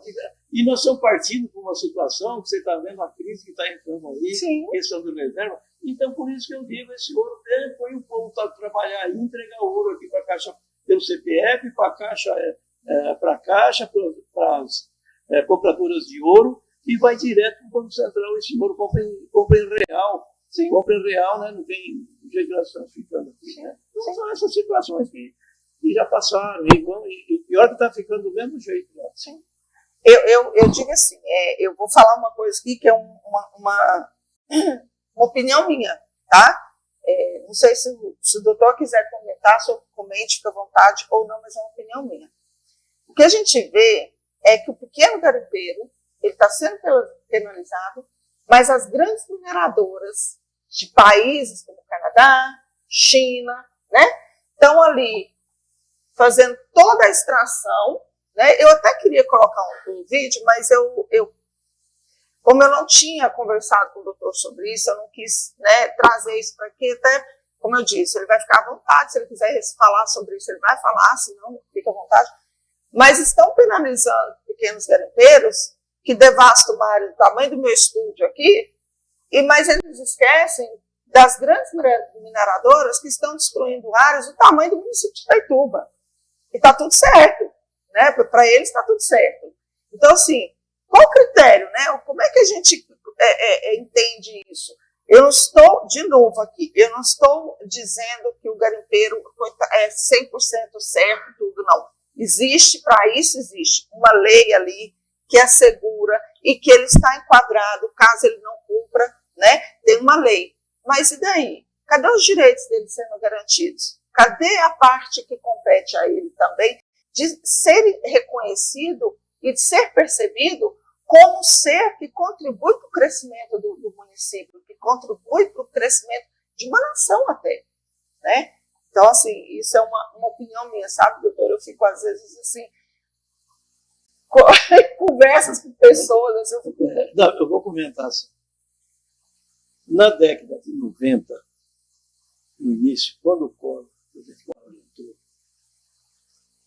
ele sequestrou todos os ativos financeiros, dentre os quais o ouro, ativo financeiro, né? O garimpo sequestrou em termos de não pegou aquele ouro, mas os valores, aquela coisa toda. O ouro veio pela metade, você produzia ouro. Valor por 800, eu não sei a moeda que era na época, 800 e tal. Veio para 200, para 300. O óleo diesel subiu o dobro na época. Então foi um caos vários anos aqui. O que aguentou com os garimpeiros aqui foram as juras, né?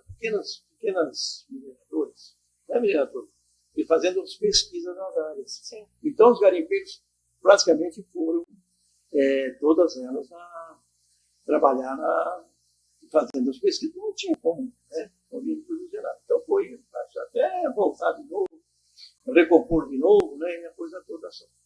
Bom, aqui na região, que não existia essas reservas e tal. Então a mineradora de Sinta Penha, todas essas mineradoras, onde estão as mineradoras instaladas, hoje, funcionando, ela foi achada por garimpeiro. Tinha seus contratos com os garimpeiros, acertaram, foi tudo acertado por garimpeiro, ninguém ficou para trás. E a mineradora que ela trabalhou era pequenininha, entendeu? Era pequena. Então, ela sempre, elas trabalham normalmente, sem problema nenhum, sem qualquer conflito com o garimpeiro. Aqui no Tapajós, nós nunca tivemos conflitos com o garimpeiro, não. Sempre foram respeitadas pelas vidas das primeiras, sempre respeitando o direito de todos os garimpeiros que lá estavam, né? E hoje nós temos um grande projeto ali, a Marcha também, para respeitar todos os contemplados, então onde não tem conflitos, entendeu? Não tivemos. Então, nessa questão, e são pouquíssimas áreas, como a mineradora, nesse universo, é pequenininha, e elas sofrem tanto quanto a gente que é semineralizado, tanto quanto mais, entendeu? Então, o que se paga para fazer as questões ambientais. Eu me lembro da Brasal, só para se pagar uma competência para a questão ambiental, ela teve que pagar, por 11 milhões de reais lá para o Parque de Utim de Belém, na Secretaria de Estado exigiu que fizesse aquele negócio. Isso há quantos anos? Quando seria? Quando o certo seria para o Itaituba, né? Então, essas coisas que pensar. Essa situação que tem a mineradora vai fazer, fica muito difícil, né? Mas se ela não fizesse, não tinha licença, entendeu? Sim. Então, por isso que eu digo, ela sofre tanto quanto a gente. Né? É um problema seríssimo. Sim. Entendeu? E hoje, inclusive, as mineradoras estão dando condições de reciclar, de qualificar os trabalhadores. Eu acompanhei essa questão da Brasal no começo, que mão de obra foi para classificar, para pegar funcionários. Ela fez esquema com o Senai, aqui em Itaituba, classificando os trabalhadores, reclassificando os trabalhadores, né? Porque era no começo, só para você ter uma ideia, porque tinha que cumprir essas condições, exigia que o trabalhador de Itaituba tivesse o título de eleitor aqui em Itaituba. Para quê? Agora é lógico, grande valorizado aqui, foi tudo feito nesse ponto, né? Então, o que aconteceu? Agora, lógico, tem um mundo de pessoas que não têm condições e a empresa tem que pegar gente de fora mais qualificada. Né? Só que hoje nós temos o Instituto FPA que já qualifica, nós temos a própria FOPA, de engenharia ambiental. Exato, ambiental, e na parte a mineral mesmo, né, dos institutos todos. Então, hoje nós temos essa situação. Agora, aquela história, a mineradora é uma, duas, três aqui que nós temos, 3, 4, né? Até o projeto funcionar demora demais. Agora, nós temos que fazer o garimpo funcionar, o garimpeiro trabalhar, que vai absorver esse pessoal. E a própria economia da cidade.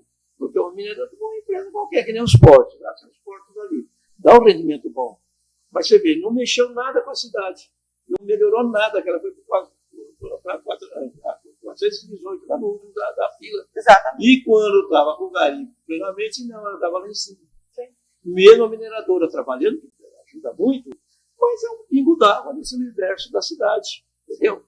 Então, você vê, nós temos, aqui nós temos a vantagem. Nunca tivemos problema, não temos praticamente problemas com a questão das mineradoras e o garimpeiro. Por quê? O garimpeiro é que descobriu esse ouro. É um grande aproveitamento. O próprio minerador já vai saber onde está o ouro. E para tudo ele era minerado. Não existiu, não sei nem para frente, mas não existiu problemas lá entre minerador e garimpeiro. Sim, não, eu digo assim, não no sentido desse caso, mas eu digo assim, esses órgãos que dizem preservar a nação, esses artistas que são pró-Amazonas, né? Eles só visualizam o pequeno garimpeiro, né? O foco deles é do pequeno garimpeiro, né? Eles não estão conseguindo identificar que não é o pequeno garimpeiro, de repente, que precisa, né, de se atentar às questões ambientais. Eu não sou garimpeira, eu não preciso me atentar às questões ambientais, né? O senhor então é um todo, né? Só para dizer, como essas são narrativas tão violentas, isso há um tempo atrás, não é muito tempo não, quando começou mesmo nessa narrativa em cima, os garimpeiros já estão quase derrubando uma torre de alteção ali para aquela coisa de Marabá. Eu falo, poxa vida, eu sou advogado. Uma empresa de transmissão de energia, ela tem toda aquela faixa dela tem que tomar conta daquilo. Sim. Aquele não é garimpeiro que entrou lá, não, que é um campamento grande para derrubar, não. Aquele é um usurpador lá de mineral que está entrando. Como é que ela não cuidou daquilo? Como é que ela não está vendo aquilo? Entendeu aonde que eles vão para garimpeiro? Não é assim, não. Quer pegar a sua responsabilidade e jogar em cima do garimpeiro, que não tem nada a ver. Sei lá, no início não podia ter deixado entrar. Ela tem que tomar conta do seu empreendimento, né? Então, não, garimpeiro, para se eximir de qualquer responsabilidade, só fiz isso, né? Então, você vê aonde que nós estamos. Ficou essa manja em cima do garimpeiro, por quê? Porque o garimpeiro é autônomo, não deve favor a ninguém. Sim. Já falei tudo, né? Não tem nada. Exato. Exatamente, doutor. Olha, a gente está caminhando para o finalzinho. Eu vou fazer um rapidíssimo intervalo comercial, 2 minutinhos, 1 minutinho só. Eu volto, mas antes disso eu quero registrar aqui a presença do Rei do Carote, que é um parceiraço nosso aqui. Rei do Carote está sempre com a gente. O Eurico, a Eluane, que são pessoas assim, do meu coração, direto aqui com a gente. A Amanda e o José também, os dois lá do quilômetro 30. A Yara lá de Goiânia, doutor, está assistindo, dizendo que é um programa tem feito discussões atuais importantes para o município de Itaituba, parabenizando o senhor.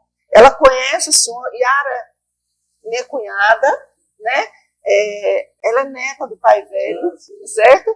E ela hoje mora em Goiânia, minha sogra mora lá também, meu marido é filho do Araí Fonseca, enfim, né? Tem uma quantidade. E ela vivenciou a era boa de Itaituba, né? E ela veio para cá recentemente me visitando a cidade, e ela também sentiu essa mudança, né? Ela se assustou. Minha sogra veio também, e minha sogra veio, então dava um beijo para a senhora, também se assustou, né? Com a situação que hoje Itaituba se encontra, em virtude de tudo que o garimpo está passando. Mas eu vou pro Tiago, um minutinho só de intervalo comercial, só para eu beber minha água aqui, e a gente volta para o fechamento. Tá bem? Obrigada.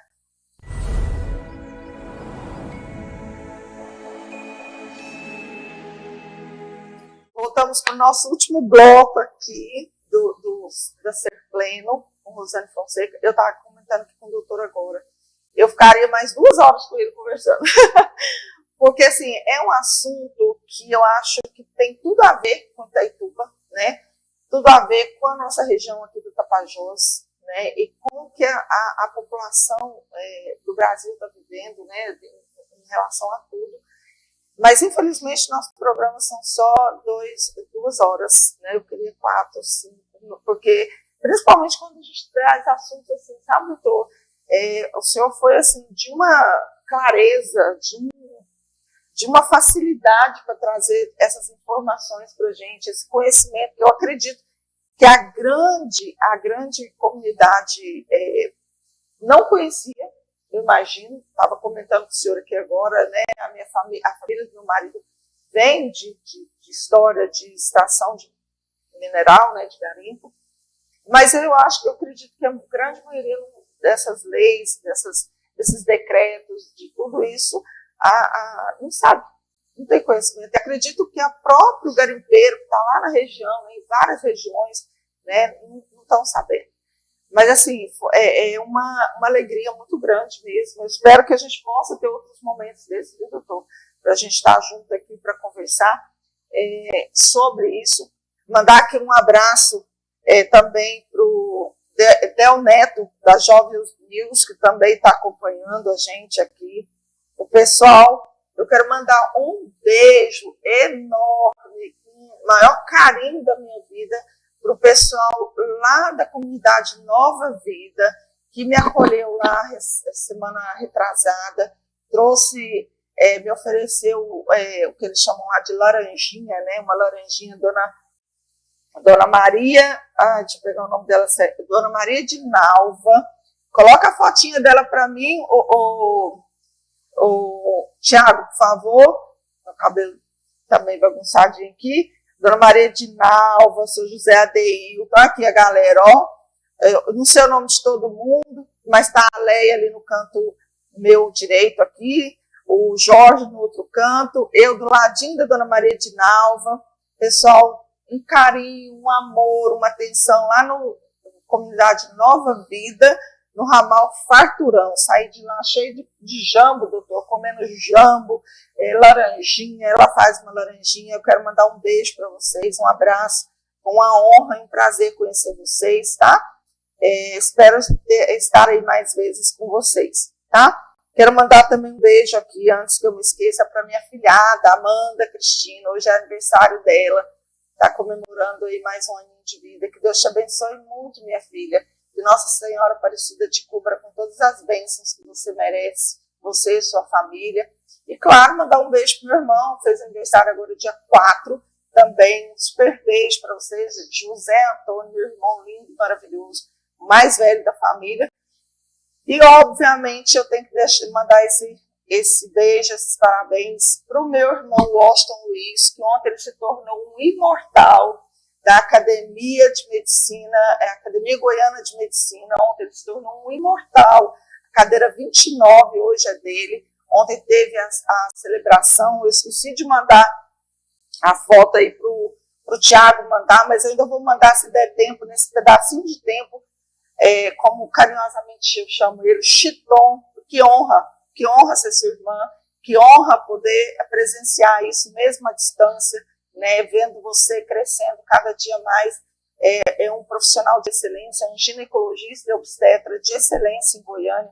Então, eu quero mandar um beijo para você também, que Deus te abençoe muito e que esse seja só um de vários outros títulos que virão por aí, porque eu sei da sua competência, do seu cuidado, da sua responsabilidade, da sua ética, né? A gente, graças a Deus, não querendo aqui dizer, me gabar ou gabar minha família, mas a gente teve uma educação primordial, né? Seu Doca e Dona Neuza, nossos pais, eles sempre prezaram muito pela ética, pelo compromisso, pelo respeito, pela empatia de todos. E a gente, graças a Deus, nós somos irmãos e profissionais muito responsáveis nessa questão. Então, eu deixo um abraço muito grande para todos que estão aí, para minha sogra, que eu já mandei um beijo, para todo mundo que está me assistindo aí de Goiânia, de Brasília, minha filha Maria Carolina, meu filho Deocleciano Neto. Então, assim, é um prazer mesmo, de verdade, estar aqui com vocês.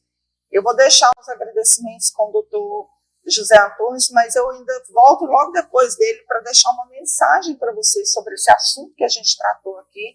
Eu vou convidar o doutor José Antunes em outros momentos para a gente tratar de outras questões voltadas à atividade mineradora, mas eu vou deixar ele aqui fazer os seus agradecimentos finais e depois eu vou fazer o meu agradecimento final para esse momento, para esse encontro que foi, assim, maravilhoso, tá? Fique à vontade, doutor. Eu agradeço a oportunidade que me deram de esclarecer essa situação legal do garimpeiro, que é tão massacrado pela mídia brasileira, não só brasileira, mas internacional. Entendeu?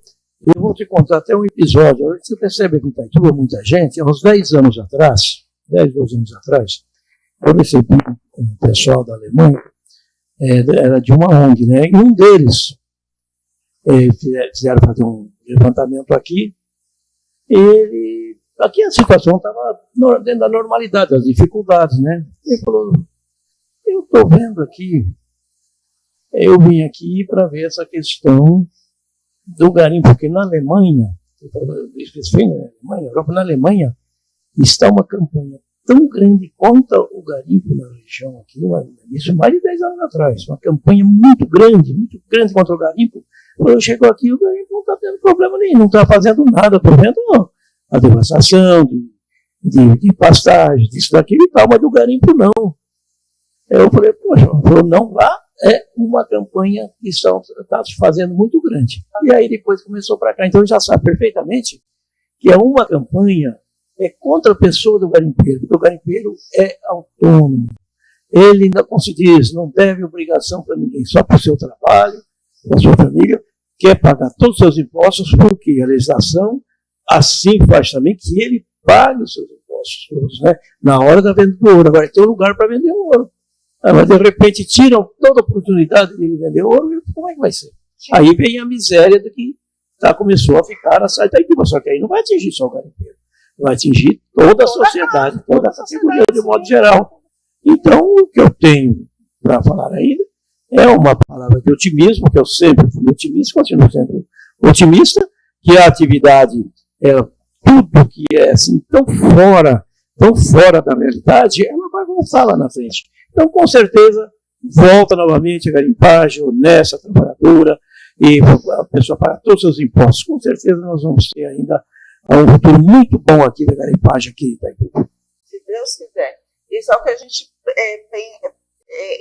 deseja, não só para o garimpeiro, né, do José Antunes, mas para a sociedade de Itaituba. A gente precisa resgatar isso, a gente precisa dar melhor qualidade de vida para as pessoas, né, do garimpo, da cidade, das comunidades, de um modo geral. Não, porque a resposta é imediata. Do garimpo, a produção do garimpo, a resposta para a sociedade é imediata. Tanto arrecadando os impostos, arrecadando tudo, é imediata, a arrecadação é imediata, volta para a prefeitura. Por isso que eu digo daquela proposta, o garimpeiro na APA Tapajós, na reserva garimpeiro Tapajós, que é está até hoje tudo em vigor, eu acredito que deveria voltar para o garimpeiro pequeno aquela condição de vender ouro pelo seu CPF.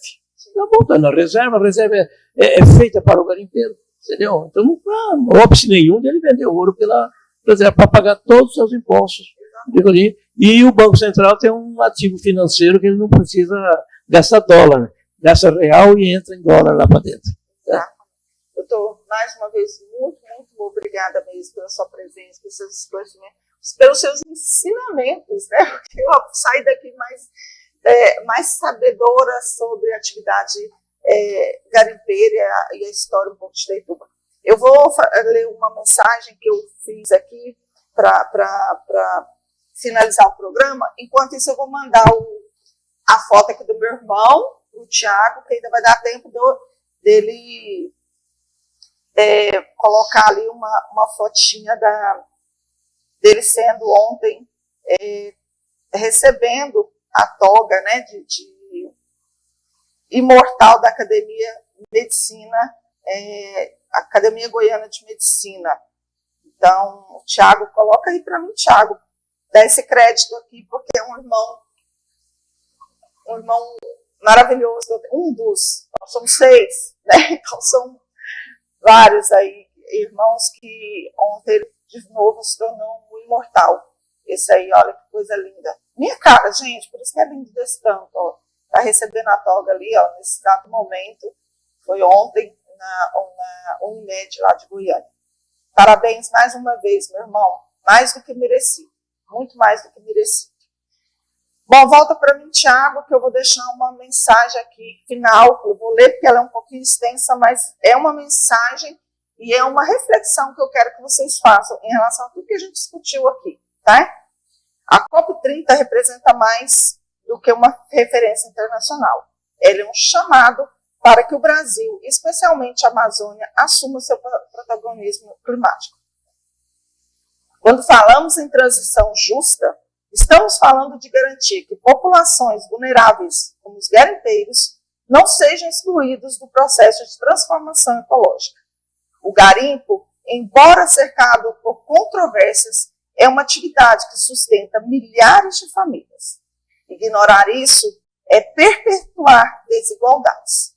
O que precisamos é de políticas públicas que ofereçam alternativas reais, capacitação, acesso a crédito verde, tecnologia de baixo impacto e inclusão em cadeias produtivas sustentáveis. O garimpo é parte da história da Amazônia. Em cidades como Itaituba, Jacareacanga e Novo Progresso, ele não é apenas uma atividade econômica, é identidade, é cultura e é sobrevivência. Mas é preciso reconhecer que o modelo atual precisa de ajuste e de ajuda.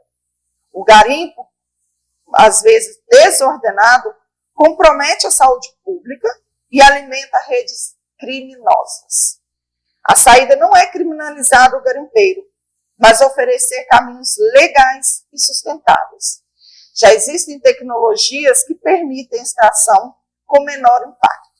A COP30 pode ser esse momento de lançar um pacto amazônico pela mineração sustentável, com apoio técnico, financiamento e inclusão produtiva. O garimpo pode e deve ser parte da solução. A Amazônia não é apenas uma floresta, é também gente, trabalho, esperança. A COP30 pode ser o ponto de virada para um modelo que respeita o meio ambiente sem abandonar quem vive dele. A floresta não será preservada apenas com proibições. Ela será protegida com diálogo, ciência e justiça social. Pense nisso. Obrigada mais uma vez pela sua participação, pela sua presença, por estar aqui comigo nesse dia. A gente se vê no próximo sábado com mais um programa Ser Pleno com Rosane Fonseca. Vem ser pleno você também. Tchau, fiquem com Deus, uma boa semana e até sábado que vem.